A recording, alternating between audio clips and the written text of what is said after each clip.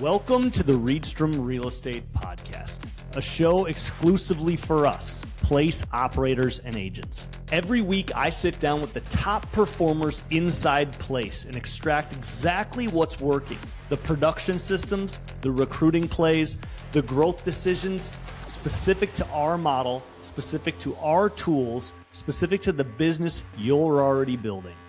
I'm Kyle Reedstrom, operator of Place Team 448. Welcome to the best conversation in real estate. Hello and welcome to the Reedstrom Real Estate Podcast. I'm your host, Kyle Reedstrom. Today we're going to dive deep in the business of place operator Josh Jaster. Josh, thanks for being on the show, man. Dude, thanks for having me. Super grateful to be here. Let's get it. Josh, this is going to be fun. We just got out of, for you place people listening, we got out of the all partner call on Friday here. And Brian Gubernick's in that call, Josh. He's talking about mid-year review, mid-year reset. I want to know how that's going in your world. Like, we're sitting here in July, dude. We just grinded quarter one, quarter two. We're doing the systems. Maybe some of us are winning on our goal. Maybe some of us are behind. That's kind of what the topic was. Like, what was going through your mind during that call? You know, it's funny how timely that was, because I was in actually this morning before getting to the office. I'm like, I mean, we're just about halfway through July here. Like, I feel like we need to sit down and reevaluate exactly where we're at. And then, yeah, tune into the partner call, and that was exactly the conversation. So I'm more apt to, because I was thinking like we need a little just pattern interrupt and just kind of revisit where we're at, because we just finished up the most recent production contest. Yes. Which as you know is a grind. So it's like, okay, let's we're halfway through the year. We just finished this. A lot of us succeeded. A lot of us learned, and like let's check everybody's temperature. How's everybody doing? How do we stay on pace, or how do we get back on pace? So I thought it was a very timely conversation. There's something about Gubernick too, where he just, I don't know, like the kind of the no nonsense, just that no nonsense data approach. And like, hey, if you're behind, that's okay. But what do we do? You know, let's not beat ourselves up. Let's not create stories in our heads, but like, this is where we're at. What do we do? And then they end the call with a guy named Blair out of Maryland. Blair has done 60 units and $952,000 in GCI in 6 months in 2026. His business, as part of his team's business, was over 30 million. My business for all year with my team of 5 going on 6, we're trying to do that much this year. You know, like, I'm like, okay. And that's the beauty of this. You have to get in rooms that are bigger than you, so you can get exposed to things like that make my brain expand. Oh my goodness. But it's not a comparison thing. It's a magnetism thing. I love seeing that. Josh, like, what's that been like for you at Place? The magnetism of finally not just sitting in your silo of what you think real estate is and getting exposed to other people doing business at smaller levels, bigger levels, different levels. It's inspiring, man. And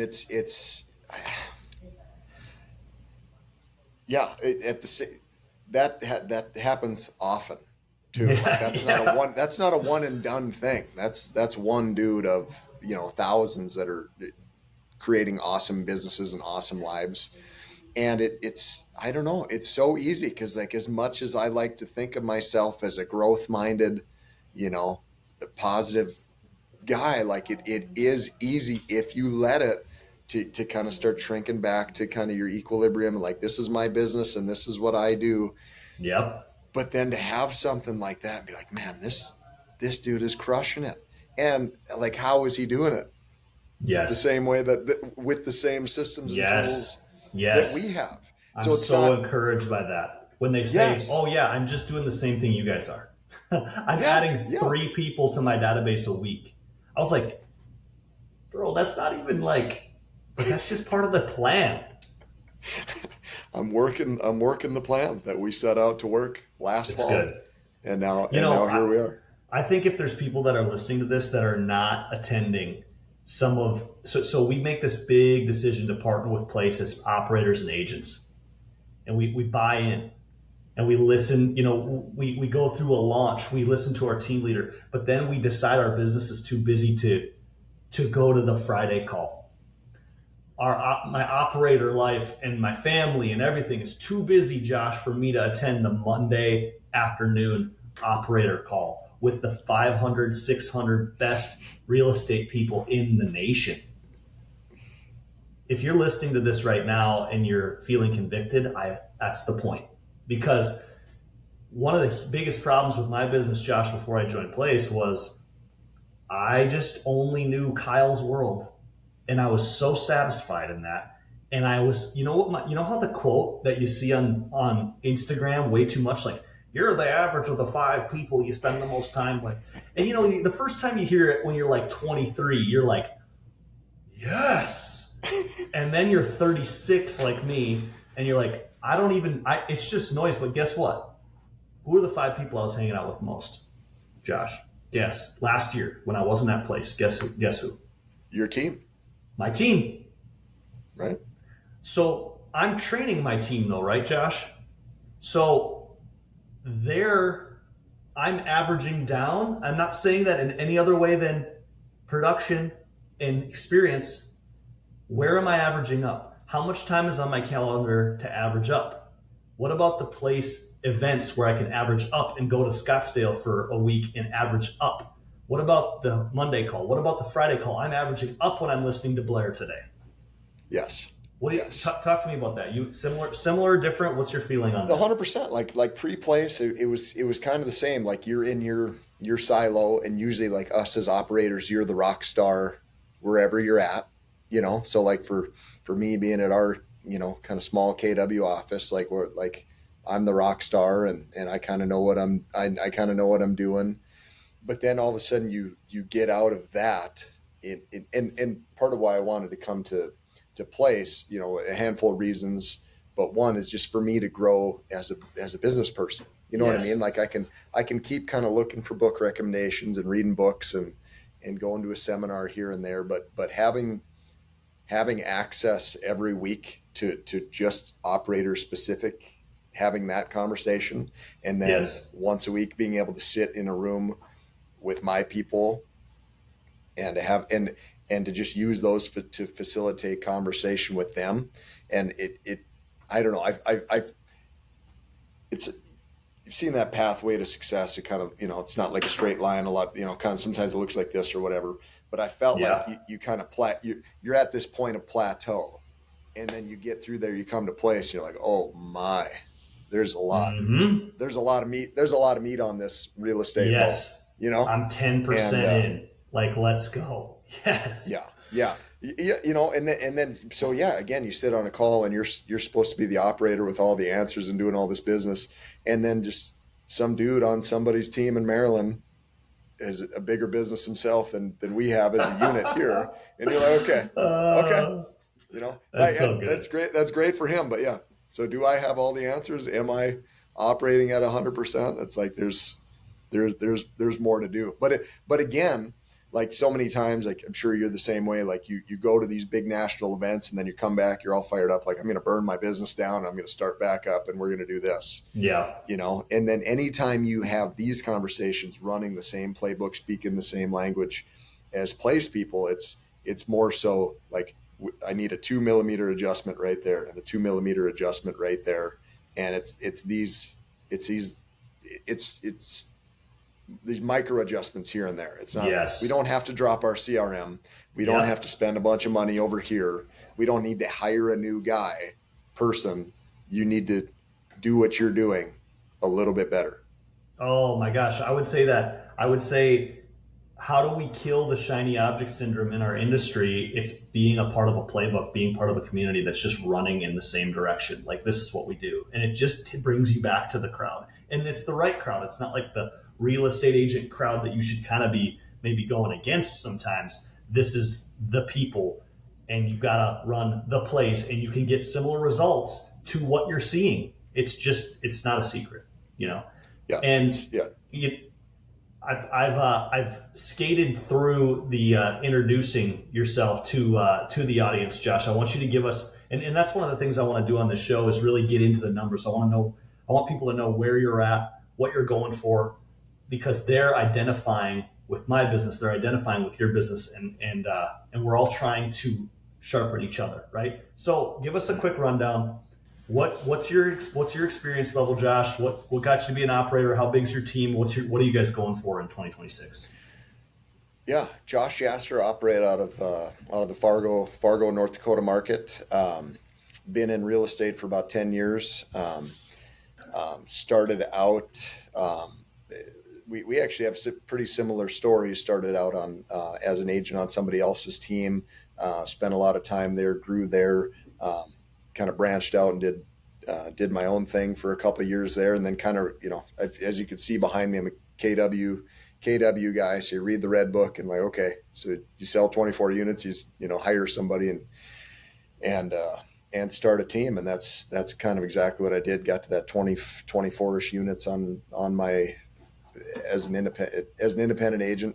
Hired my mother actually as my first hire because I was afraid to hire anybody else. Because like, what if I have to fire her? What if I can't afford to pay her? She'll mom will be fine. She'll be okay. And then brought on an admin, and then there's kind of a vacuum in our office. So then quickly, snatched up a couple agents here, and now we do about 80, or I'd say about 80 to 100 units, 80 to 100 units a year. We operate about. We're always around that 20%, NOI. So we don't do a ton of volume, but we operate very lean. We've got kind of one full-time admin, and we operate pretty lean. And kind of where I'm going again, you think about when you have what Benjamin Hardy talking about science of scaling, and yep. Or Ben always talks about that. Like, well, I know I can double anything. So if we do 100 units, we can do 200. And that's kind of the goal I have is, how we've been kind of cruising at this 100 unit level for the last year or two, but yep. How do we get to 200? And it involves me having exactly what we're talking about is like leveling up, not trading the leverage as luxury, or nice. Treating it more as leverage to continue to grow, to double down and continue to attract good agents, train them up, and get to that 200 mark. That's awesome. So that's where we're going. We'd like to go like to double our business in the next 2 years. I love that nugget of leverage for luxury. I think there's a lot of people that are listening, or the agents that I know, I'm guilty of this. When we build a business, we've never done it. We're figuring it out, and then all of a sudden some of it starts to work, and you maybe carve out some margin. The top scalers use that margin to do higher dollar activities more efficiently, and that's what moves it. Instead of, now I can take my foot off the gas finally, because I've had it on for so long, Josh. Oh, wait. Luxury. Right. Luxury. Which is attractive when you've been grinding for so long and made it through some lean times and had some success and had some failures. Like it's attractive, and we always try to, we talk a lot about faith and family and carving out time for that. But I mean, there's plenty of time to be laser focused on growing your business, which will benefit everything else without having to sacrifice all those other things. Well, and it's a different type of heart. Yes. And hand up convicted. Like I have not done a good job of trading in that luxury. I've treated it more as luxury than as leverage. And again, and it's kind of like that thing, like what got us here won't get us there. You know what I mean? Like I've learned how to sell houses. I've learned how to convert at open houses and Sphere and for sale by owners and all that. Like I've learned how to do that.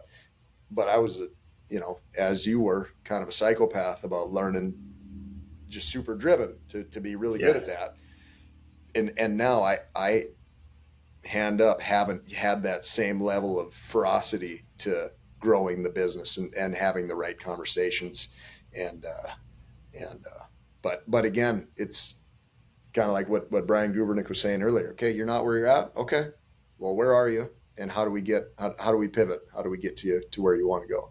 Absolutely. The operators move from this crazy thing. Agents, if you're listening, operators, this. We move from like, I got all these skills as an agent, and that was really hard. And now it feels awesome, but it's still hard, but it feels good because I'm good at it. And I have success at it regularly. And my conversion numbers look great, and I can feel like a hero. And then you say, I want to be Mr. Operator Business Owner. And now your skills that you have to grow are things like focus. You have to grow things like attraction and recruiting and that relationship game, which, by the way, until now you've been like, I don't really need to know the other agents around me. I don't need to be talking to the young upcomers. They're wasting my time. It's like, man, wisdom. What if we all had wisdom? The different skills, running your P&L, understanding your expenses, but not doing it in a way where you're doing admin work, adding leverage into your business with a VA or an admin and creating systems for them, or helping them create the systems and leadership that way. Holy smokes, I'm back to square one. It's a same game, different skills, different focus, right? Which you touched on this. We touched on this mid-year. I want to go back to that. What specifically, you're looking at your team. You got a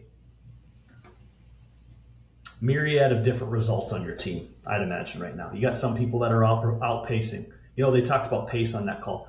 People that are ahead of the pace, people that are behind pace. How are you taking that pattern interrupt? What do you do rhythmically with your team to kind of re-energize mid-year? Do you guys take time? Do you do one-on-ones? What's that look like? We try to run the playbook as close to being the playbook as you can. So that's power up 4 days a week. That's this Friday call. That's weekly one-on-ones. But where I think some more juice can come for all of us operators, especially this time of year. Like let's get out of the office. Like we're in Fargo, Moorhead. We're 45 minutes from the lakes. Like how efficient, would it be worth taking a half of a day? Come in, let's get our work done, leave at noon. By 1 o'clock we could be at Zorba's having pizza and then go out on the beach or whatever. And just get out of here and really, really talk, really celebrate the wins. Cause we're also not as great about that as well. But yeah, how do we get out of here and just, cause again, one of the things I would pride myself on is doing hard things when you don't feel like doing them, but you also it's easy to just kind of get in that rut. So hey, what can be an efficient pattern interrupt where we can get out of here and just kind of reconnect as people and get excited about what we're doing and, refocused on who we're becoming and what we're chasing. Did you do anything like that yet, or are you thinking about doing that in July? No, we need to. Like I was saying this morning, I was at the gym, and it just kind of, like I said, just funny because that's what our Friday call was about. But I was like, we haven't gotten out in a little while, so that was kind of my thought. Let's come into the office, have a little powwow, talk, and then let's go out to the lake for the day. Yeah, like I said, we can be there in 45 minutes and hang out and have a good time and just because it's so easy to, I don't know, just start relating to everybody on the team as hey, we're just kind of trudging along. Yeah. But we're all here because we're chasing something. We want to become a better version of ourselves. We want to be the first, the patriarchs of a new family. We want to start building generational wealth and all that. But it's easy to, what did Rockefeller say? The guy that works all the time has no time to make money, Yeah. Let's take a little time and refocus on what it is that we're looking for, celebrate the wins, and then figure out what's not working. Yes. And the thing is with these production contests we just got off of in Q2, the idea is that you empty the gas tank. You go for it. And so theoretically at the end, your gas tank is empty. How are we refilling that? We do a quarterly meeting at the end of each quarter and we try to do an annual at the end. We've done that every year. I found it to be very effective on our real estate team. The thing is, it's hard to do some of these things because you just think they're not going to be income producing. They're not going to be worth it. There's not going to be ROI tied to these things. You know where the ROI is? Let's keep in the power ups. Let's do our work, but we're also human. We're not robots. So we have gas tanks that go down. I do find we had one of our best ever quarterlies, Josh, in my experience in real estate at the end of quarter one, going into quarter two. And okay, just this year? Yeah, this year. Okay. And, we were new at place here in October going into February, and we hit the ground running. And one of the cool things we did was we got off site. That's a huge piece of it. It's just different energy. We actually went to a wedding venue. We hung out in their little bunker with a golf sim, but we did our meetings there, right? We didn't have fun. We worked first and had fun. The cool thing, and I would say this to anybody listening, I'd say this to you, Josh. I reached out because this is what I hear. I'm part of place. I got partners. Guess what I'm horrible at? Asking for help. But I reached out to Chris Suarez, who was just absolutely crushing the Friday calls, just adding value to our team, adding value to the agents. Chris came into, via Zoom, 30 minutes of our quarterly and set a mindset for the day. And I got to say, maybe people listen to this and they're going to be like, oh, we're all going to text Chris now. But I'm telling you, whether it's your integration coach, somebody like a Blair out of Maryland that we heard from today, somebody with a different perspective coming in and giving a little nugget, a little nudge. Chris talked to us about, are you operating out of want or are you operating out of need? And you guys could have a big conversation today about wanting things, or we could talk about exactly what you need, because when you manufacture a need, that's when you actually go get it done. That's when we, as producers, go get it done. And so the ROI, the reason I bring all this up is these interrupts, man, everybody left different. Everybody left different. I that was the intention. It was just it was like a Wednesday. Everybody left different. We erased the past. We looked at it. We reflected. We took some wins. We went and shared those. But then we erased it and we looked forward. So yeah, that's so cool, and that's something I've always admired about you and how you guys operate. Because like you said, it's easy for me to kind of get buried in our but I don't know. It seems like you've been really good about doing that. Like, hey, let's get out of here. Let's just kind of decompress. Let's reevaluate and refocus on what our big rocks are and what's going well, what's not. And that just fosters so much just more personal connection as well. Yes. And then you've got a band of brothers and sisters that, yeah, that's pretty awesome. Well, I love this, Josh. I know we connect as family men of faith. God made these, we live in an area with seasons. God made seasons. And in every season, in a sense, there's kind of a growth period and a death period. And that's like how he made the earth. And I think that that's how we are as people. Like even if you're not in sales, within your family, my kids kind of, in the summer, they kind of have this growth period. And then there's kind of things that kind of die off. And maybe there's some struggle or some, the pains of growth towards the end. And then we're reinvigorated going into fall. And it's like, what is this new energy? Like your behaviors have changed. And then kind of we're walking into, the Christmas season, something dies off. So I think I remember pushing against that a lot. I just like, no. The path has to stay straight, Josh. What if we embrace it, man? Let's embrace it with our teams, Yeah, 100%. There's a Sabbath for a reason. Yes. Right? Like 6 days, you work for 6 days, you take a breath, they're a breather. And that's an act of faith as well. Like tithing is an act of faith. Taking your foot off the gas is an act of faith. Yes. And, but that implies that you work for 6 days too. Yes, it does. Right. But But yeah, I mean, any time I mean, we're both pretty healthy guys, like, especially as we get older, like rest days become more and more important as you're trying to keep your energy level right. And I mean, it's good, but yeah, I like the idea of, yeah, we just emptied the gas tank over the last 2.5 months. So like, let's take some time, let's celebrate and recalibrate. Yes. Enjoy some of the success we're having and then go do it again. Seriously. Yeah. And here's the thing. It's wildly inconvenient. It's wildly inconvenient. It's very hard to do. It's very hard to rest, Josh, right? It's actually easier to just be like, I got to hit my goal. So I'm going to hit hard on Sunday, a few more open houses. I'm going to go make some calls. It's a move to rest for the people chasing things.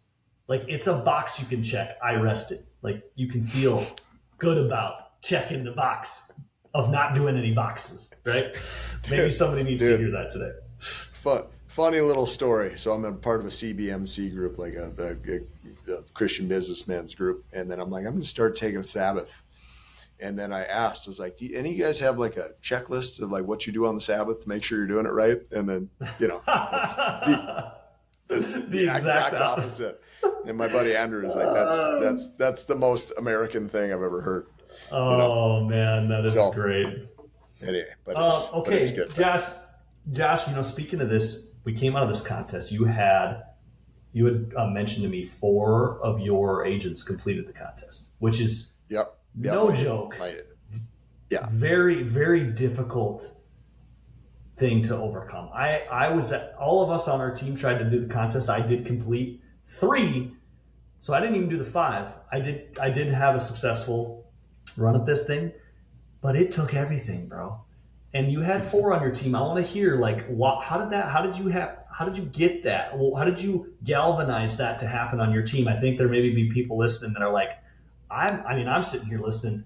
How do I get my team to jump on these things? How do I make it their idea? I want to hear some of your tactics on how this became successful for you. Yeah, a couple of things. Like, so Ben and Chris always talk about, like, hey, this is important to me. Like if they're having a conversation or one of them's asking the other to do something, like, hey, this is important to me. So I always kind of stress, like, hey, this is really important to me, not for me, but for you. Like, again, we're at the Globo gym, like now we got to move the weights. We got to hop on the treadmill. Like now it's time. So I guess one, just really, I guess making clear how important this is. So, and then Place, actually, the longer that we do these contests, Place really helps too, because they've got this data now that says, like, hey, anybody that completes a contest one time, this is what happens to their business. And then anybody that completes 2 contests, so we're starting to see like the compound effect of what happens for somebody that continues to complete these things. And then the other, which you've done as well, which is like you do it yourself, which is like, again, as a leader, you don't want to. I don't want to. I don't want to do it. But you do it, and they see you do it. So they see you do the 1,000 dial day, and they see you go out and knock the doors with them, and they see you interacting with your sphere, and then it just kind of becomes part of the culture. And then lastly is just like breaking it down. So it's like, okay, so we've got 70 days to complete this. Like, look at your calendar. Yep. How many working days do you have in your calendar? Okay, you've got 47, or whatever the number is. Like, okay, so divide the number of dials. Okay, which one are you going to do? Are you going to do open houses? Are you going to do dials? Are you going to do the VA calls? Are you going to do, so here's the plan. And then you just sit with them, you ask the questions, then they write their plan. Nice. And then you just kind of support them in doing that. And then Place also does a good job of, like, as soon as the contest starts, like, everything's about the contest. The power-ups are about the contest. The Friday calls are about the contest. So you can't, it's not that it's kind of set it and forget it. Like, oh yeah, we're doing that contest, right? Oh shoot, I got a little bit behind. True. And then lastly, I always just encourage everybody to front load, because inevitably something happens. Somebody gets sick. Oh shoot, yeah, we're taking vacation for a week, so we got one less week than we thought. Yeah, quit making it so linear towards the last day. It just has to be front loaded. It just does. Yeah. And we're fortunate with our, I mean, everybody's, each team is different. Like we've gotten, to be able to make the calls, especially if you, with Mojo and the circle dial, like you can do 1,000 dial day, do two of those, do one the first week, do one the next week. So now you got 3,000 calls to make. And now here's this massive database with a bunch of people that need you to call. And then, but also we want it to be effective. So instead of calling 3,000 people one time, call 500 people, whatever the math works out to, like keep calling the same person over and over and over, call somebody 5 times or 6 times or 8 times, every day, every other day, whatever, to increase, because that's the other thing. Like you want everything that we do, like you want them to see the results. Yes. You don't want to be like, hey, I completed 5, I muddled through, and I had a bunch of ineffective Rivety VA call or the coaching calls. And, I figured out, I manipulated to get them done in 90 seconds so that I could rip through. But it's like, no, like let's use them to get better, make the telephone calls to get better, knock on the doors to grow the database. And then you start seeing some of the success. And then it's easier to the next go around. Okay, who's going to do it this time? And then hopefully make it a part of the culture where, someone doesn't do it. If someone's been on the team for a year or 2 years and never done a contest, like that shouldn't happen. Yes, that makes sense. You completed it, Josh? I did. What did same you do? Thing. I did 3. Operator? Did you do operator or production? I did operator. So I did the 80% of the calls. And then I did, I guess 2 production items from there. So I got the listings and the agreements. So you did listings, you did five listings, 5 listing agreements? 5 listing agreements, 10, or it ended up being more, but 10 buyer reps. Okay. So that was the choice. That was the path of choice for you. Well, it was this time. I went into it because again, we operate really lean. Yep. So there's really we don't have a ton of places to cut the 10%. I've actually done that. I got you. In the past where basically I just pay out of place something to complete the contest. You know what I mean? But I mean, the idea is I thought that one was really interesting. It's a cool box to check, and you probably can't do it every contest if you're doing it right. But you end up paying $5,000 to go to to complete the contest, which is not the point. But you could say that you did it. Okay, so that's an interesting way that you've completed. I love asking this to other operators. On your team, you had others that completed it. Did anybody do the 5,000 dials?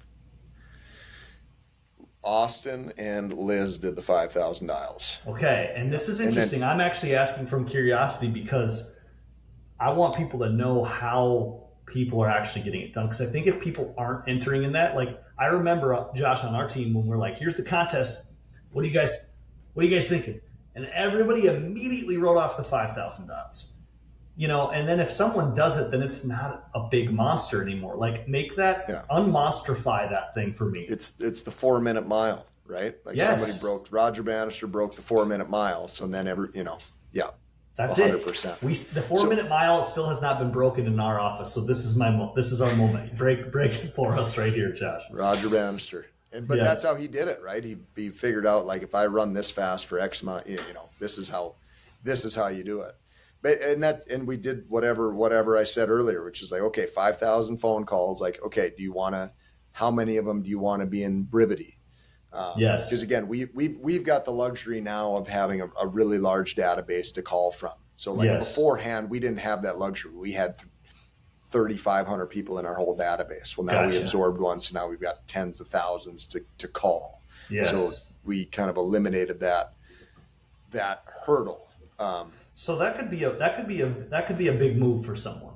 That could be, I don't want people to use an excuse, but you could say, hey, how do we get our database bigger to make this? I mean, how big does your database need to be to make 1,000? I mean, you only need a 5,000 person database to go and you need a 1,000 person. Yeah, 1,000 because you call them all 5 times, right? That's a good point. I don't want that to be the thing we learn from this.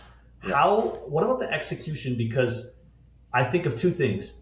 You have to use Mojo Dialer to do the $1,000 dial days. That's what you guys are doing, right, Josh? Yes. So I think Liz, I mean, we've all done 1,000 dial day, but as far as the contest goes, I think Liz did 1,000 dial day this go around. So then she had 4,000 dials through Brevity. But yeah, beforehand, I mean, you could do 2,500 dials in there. So you could do 2,000 dial days and an extra 500 dial day.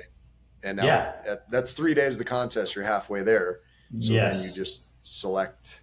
And I'm sure you could also use, like, now through Brevity, you can call FSBOs through there. You can call expireds through there. So they're, we haven't done that, but again, we don't have a massive database, but you could make calls out of there as well. So I don't know how much closer that would get, but it's something. And you with Mojo, you can dial 3 at a time, and then you still have to export and upload those into Mojo. That's kind of the tactical version of how to get this done. Yes. Okay. Yes. Yeah. Yep. I'm not the tech guy. I always have Dustin kind of cue it up, and then that makes sense. Then I could press play. But that's having someone on your team that can cue this up. So all of the agents are doing is like, here's my time block. That was the other thing I was going to say. How are you getting your agents to truly commit to the time it takes and like the focus it takes? It's a never ending kind of an issue, but even pre-place, like the one thing that I feel like we've always done pretty well, like I've always made it a point, like, hey, we get together every day and we have some kind of a power up, like even pre-place. Yep. That was always the deal. Cause again, you stand on the shoulders of giants, and I don't know, that's just kind of always the coaching that we got, the one thing and all that, like, hey, here's your focus time. So come in, power up. So basically that's the requirement I put for anybody. Like when you first start, it's like an 8 to 5 for 3 months. And then after that, then it's a 9 to noon is kind of the non-negotiable. Like we just come in and that's the deal. And I don't know. I mean, sometimes it works, sometimes it doesn't. There's different seasons for everybody else too. So like, for example, Spencer on my team, he was a rock star. He was always in, he was always doing everything, but because of place and the leverage, like he was able to not only grow his real estate business, but now he also has Emotive, is his other business. Yeah. And so like his life has just changed. So we don't see him as much anymore. So like that has just kind of changed. And with Austin, he's a farmer. So kind of 2 chunks of the year, we just don't see him. And I don't know, there's kind of just ebbs and flows. Yes. But that's the one thing we always kind of circle back to. Like we have to get together every day. It's just so important, and it's tough to quantify, but like, I just don't know what to tell you. That's what, it just seemed like there's just so much synergy and good stuff that happens there. So, so coming in every day, and then through the place power ups, I do like how they've tweaked them over the years. Is now it's like, okay, what's everybody committed to in the next 24 hours to move your business forward? Yep. Okay, boom. Kyle, what are you going to get done? Okay, I'm going to do this. Okay, can you are you sure? Is that a promise? Yep. Yeah. Okay, text me when it's done. Okay, cool. That's a great Ben-ism. That is awesome. We've soaked that in, and that has been very effective. People that are not doing the promise just to yourself, there's just an integrity component that if you compound it, I don't know, that if someone needs to hear that today, I needed to hear it at one point where it's like, what's everybody's promise? Or what do you want to get done today? Is that a promise? I like how you put that. Yeah. Yeah. And because, like you an integrity guy, and it feels icky if you don't, Yes. If you don't do it, then you feel like the next day you come in with your tail tucked between your legs. It sucks. Nobody wants that. That's it. You will let yourself down sometimes. Letting other people down, like that's you just told your team, the trenches, I'm going to promise to do this. Which going back to the pattern interrupts and all that, like really bonding together as people, because like you'll always do more for other people than you will for yourself. Yeah. So that there's just something like, I can't let Kyle down. I can't let, Spencer down. I can't let Liz down. Like I, got to do it. Yes. So I love that. That's a great hack. Josh, you said one of the things I love to talk about on this time together with other operators is the specific tactics that you're amazing at. like the things you're doing really well, right? We shouldn't all be doing a lot of different things because we're running a model, but there's things within the model that people can really thrive at. One of the things you mentioned in here is your transaction plans and your Yeah. buyer seller experience guides. Can you jump in and deep dive with us on that? Well, yeah. Well, you just try to think like, what do we do kind of well? So last time we went to a winner's circle event, like some of the guys were talking to other place agents. The other place agents didn't know that there was a buyer experience guide or a seller experience guide, you know, which again, like, I mean, a lot of times people are successful pre-place, so they just bring in kind of what they have. But kind of my thought process on it was always like, well, this has been put together by the best of the best. So if it's good enough for Yeah. them, it should be good enough for us. So Yes. just made a big point of everybody to learn that and embrace it. And if they need to tweak, or if they need to have their own place buyer experience guide and write your little notes on there to make sure you bring something up, Yes. that's great. And you're talking about Like, the black printed off books that we've all seen. We got them when we started, but maybe some of them, like me, I'm sitting over here. I've got them on my shelf, but like, how often am I yeah, bringing this in with my notes and actually executing it as a playbook? You're saying you guys are like doing every page. You've scripted this. You planned this. yeah. I mean, everybody utilizes that. And so it's kind of like, Midwest Invest. So if somebody works with anybody, Midwest Invest, they should know what they're getting. You know what I Yes. mean? Like everybody's going to be different. Everybody's going to have a little bit different style, but it's like you go to Subway in Fargo or in Maryland, like whatever the Outlaw Burger or the Outlaw Sub is the same here and there. Yes. So just kind of Yes. getting that consistency. So I feel like we've done a good job of that. And then the transaction plan. So like that was something I was really excited about pre-place.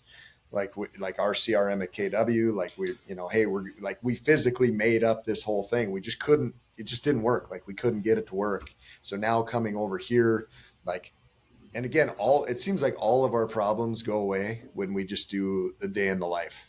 All Yeah. my problems go away. All the agents' problems go away. Every time we're meeting with Kevin or Brivity Bob or whoever, like, hey, your scorecard.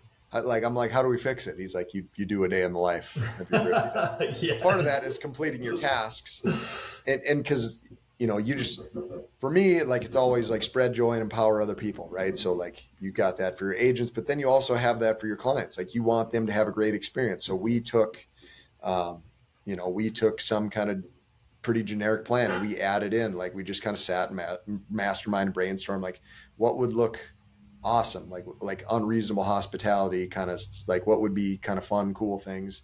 One, just the bare minimum, make sure that we're not dropping the ball. So it's like, hey, Yes. your inspection period's up in 5 days. Hey, your inspection period's up in 2 days. Hey, did you schedule the final walkthrough? Hey, did you let so and so know? Did you do that? Hey, did you get a closing gift? Just those little things that prevent you from being like, oh shoot, I got a closing today at 3. Maybe I can scratch out a card real quick. Um, Yeah. so I feel like that has helped us, because I mean, if you've probably experienced burnout at here and there, and a lot of times, like when I feel like I'm getting burned out, it's because I keep shooting myself in the foot. Mm, Like I keep putting out fires that I kind of created. yeah, So dude. the transaction, so so I get to be the hero putting out the fire that I started. Um, but the transaction plans have just been a cool thing where I feel like we're giving high quality customer service. I think that's a Um, really good note, man, of like you guys, because Place has the transaction plans. Like I always think of this, like I've been coached now at Place to put a little sticky note on my computer. And if you have like an idea of something you want your business, like, does this already exist? Question mark, you know? And so like I went in and I was like, oh wait, I want to, this is how I want our pended buyer plan to go. And started writing notes. Wait, this already exists. But what you guys did was you obviously used that. That's going to give you the main milestones. And then you guys kind of brought it into your world, customized it your way, took some time to sit down and mastermind it and then build it. And now you guys have a really effective kind of customized Jaster group plan. yeah. JG buyer pipeline 1, JG pending upcoming listing 2.0. Yep. But and in doing that, like when everybody else is kind of involved in the process, then they kind of take ownership of it too. So then they want to utilize it and use it and feel good about it. So That's huge. those are just two kind of little things as I'm kind of thinking like, what do we do well, or what do I feel really good about? Like those are two things that I'm really excited about. So because again, you want everybody to have a great experience. So if you can, and you want yourself to not hate selling real estate. So if you're not constantly dropping the ball on stuff, then you can feel better about it. Yes. Yeah. Coming in new with new eyes, new ears, learning this thing. One of the things that got dropped in all of my previous CRMs prior to Brevity was tasks. And now when you have transaction plans and when you have some of these plans, getting to that level on the day in the life is now it's starting to turn into our office as a skill. Like you need to be efficient with your day in the life. How do you actually be efficient with your day in the life? You have to do it every day, and then it doesn't bog you down. you know, don't have to file bankruptcy on your tasks. Yeah, that's right. Yeah. So like you guys are consistently getting to your tasks portion of the day in life. That's. And that's kind of like the standard, because you talk to some of the other coaches, like get through your tasks. So you like your hots or your news, check the hot sheet. Here's your hots. Here's your market report, listing alerts, and then here's your tasks. So like if you get through the tasks, and because again, like we want to take that lead gen time and have the most dollar productive, or want to have the best chance of setting an appointment or moving the ball forward with somebody. Mm-hmm. So it's like we don't necessarily need to go through the inactive leads all the time just to rack up a bunch of calls or feel like we did it. Like, hey, go through these things. If you can get through the tasks and then you got to go do whatever, like, okay, but you can feel good about that. Yes. That's huge. So we kind of changed that as being the standard. Like go do your day in the life, call it the diddle, do your diddle, and then get through the task portion of the diddle and get out of here. I like the question, Josh, for someone that's listening to this that's new at Place. You've been at Place for 3 years. Mm-hmm. And that's pretty good veteran status for where we're sitting at Place in 2026. Someone that's new at Place, what kind of advice, and I'm talking, let's talk specifically to an operator. They're bringing over their team, could be 4, could be 10 agents. What's the advice you would give them coming into Place? I would say don't be afraid to ask for help. Like that's why you're coming here, because you're plugging into a system. But sometimes like I have that where I just kind of put my head down, and I don't know if it's like a Midwest thing or I don't know what it is, but just being afraid to ask kind of for help and feel like you got to do stuff like through gritted teeth. It's like you don't have to, like, ask for help. Like there's so many people just I guess Shields probably like people at Shields. You walk through like a sporting goods store, and a good one, like, hey, what can I do for you? What can I do for you? What are you looking for? It's like there's so many people here that are down to help. And it's kind of like one of those things too, where it's like you'll get as much help as you'll ask for. Yeah. Because people can't help you if you don't know.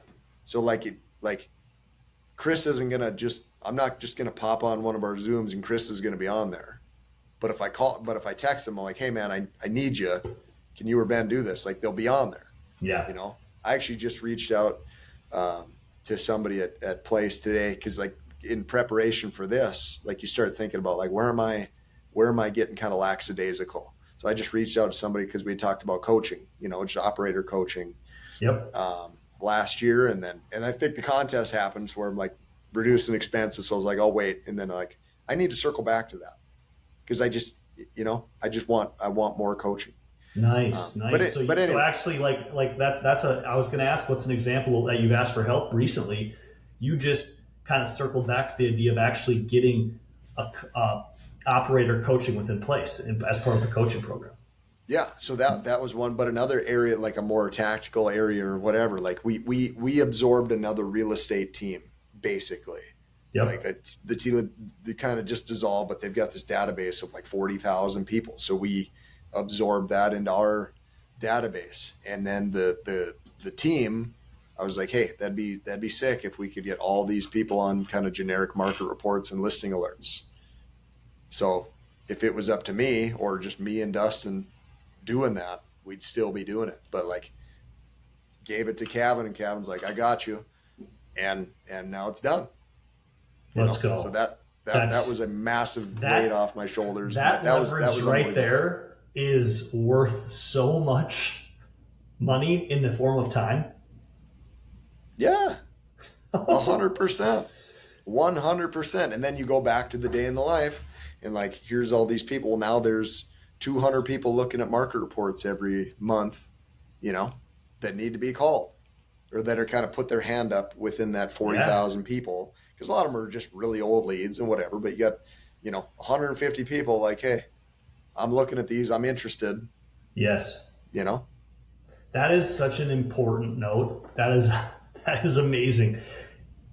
We have to actively, in a business owner mindset, because now we're running our team in the global gym, like you say, at Place. Like there's no amateur part of what we're doing at Place. I think we would both agree. I think other people that are seeing it agree. We are partnered. What is partnership? Operators, you are literally partnered in your P&L. Agents, your team leader or your operator just partnered, made a massive decision to partner. What partnership is when both sides of the partnership bring equal value. That's when partnerships are amazing. Are you using the value in front of you? Yes, there's the tech, everything like that, but one of the huge ones is the leverage. What in your business right now, agent that's listening to this, could you use Brevity support, Place support, your Brevity coach to get done for you? Maybe it's exactly what Josh just said. Maybe you have a database with 300 people in it. It's not 40,000, but maybe you're just not doing it. And if you typed one email, it would be done in mass action format, getting everybody on market reports, listing alerts. So now your database is speaking to you, and your newsfeed is not 1 or 2, it's 15, it's 30. Could you do that today? Operators, what's the thing that's sitting there? Josh, my example was I was completely stressed out by these. We hired a VA as a transaction coordinator. We're getting some of that into our world. I'm super excited about that. But guess what you have to build for the VA to do? All the auto plans that they need to run. And I'm like, wait, there's only one person that's going to build these. I started building on my completely just, guess what? There was a whole team of people that wanted to literally help me build them and audit them. And it all happened while I was diddling. Day in the life, baby. It's kind of like, to throw one more faith reference in there, it's like, you'll get bogged down and like, I got to do this, I got to do that. It's like, just stop and breathe and just be prayerful and just like, look, Lord, this is what I got going on. Like, help me out here. Like, this is no different. Like Place, I'm super stressed out. Like, I know I'm in the right spot, but I feel like I need help. This is what I need. Like, hand up, help me. And like, you just take that off your shoulders. Like, there's still going to be work that you got to do. Like, nothing's ever just going to happen. Just, you know what I mean? But it's like, no. There's so many resources and people that are willing to take you by the hand and be like, and we're in an environment where the problems that you come up with, I love that, by the way, especially at the end of a quarter, at the beginning of the quarter. What if you took some quiet time for even 20 minutes and wrote down, like, what are the things that are snags in my business? What are my hurdles right now? Wrote them down. Stopped, said, who could help me? Who at Place could help me solve these? All of a sudden, you just released it. It's lighter, right? That's such an amazing nugget, and it just takes us to be intentional to get there. They're there. So and if agent, you don't know who that is, like, ask your out, because like for us, we've got a Place ambassador, right? Yeah. So like anything, and then just, hey, email Francesca, she'll hook it up. Yes. Because you don't, and there should be some, like, we'll try and go find it, be resourceful. But if you're like email somebody and let them bird dog it for you, and they'll connect you with who you need to be connected to. And we've got going on 600 partners. Every problem you've had in your business has already been a problem in someone else's business and likely tried to been solved within this ecosystem. So let's just be smart.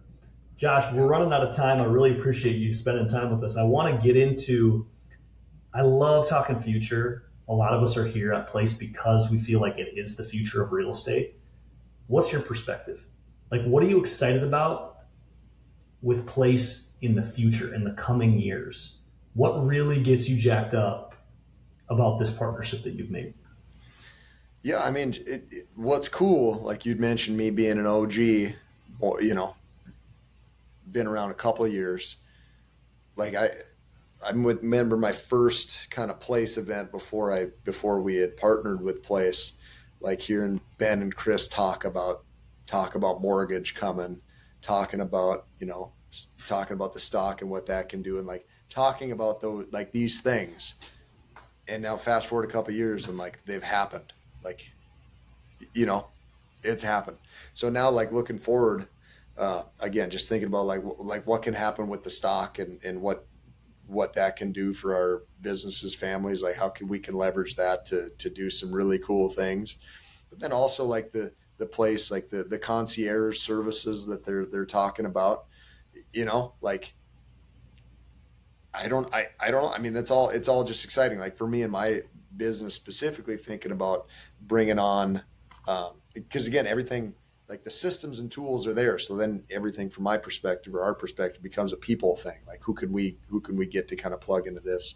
So when I think about like what is awesome for me, like what has been awesome for me is like just getting a dedicated showing partner. That's been a great relationship that I've really, really enjoyed. So the next thing, like, finding someone that wants to take advantage and be a director of sales, Nice. and see kind of what leverage that provides and what that can do for the business and stuff. But as far as Place goes, like I don't know, just watching those guys do their thing. They talk about at the time there's 350 teams or whatever. Once we get to 750, we can IPO. And like you just mentioned, we're right around 600. And that was not that long ago. Like that's incredible to think about what's coming. And I don't know, man, I just get such a sense of peace being at Place, just knowing that we have everything that we need. I, as an operator, have everything I need to succeed.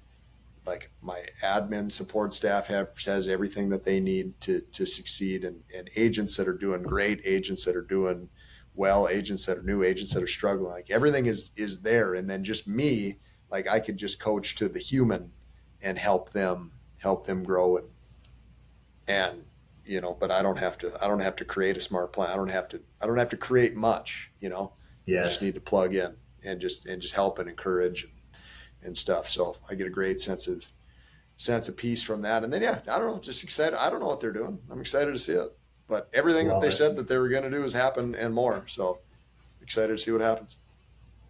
Cool. Josh, hey, thanks for being on the show here. It's been amazing diving deep into what you've got going on, your experience with your team. Man, it's just been fun to watch you succeed, and thanks for all the help you've given to me and my team, man. I'm just grateful too. So this is a fun conversation, and here's to the future, bro. Thanks for coming on. Cheers, man. Thanks for having me.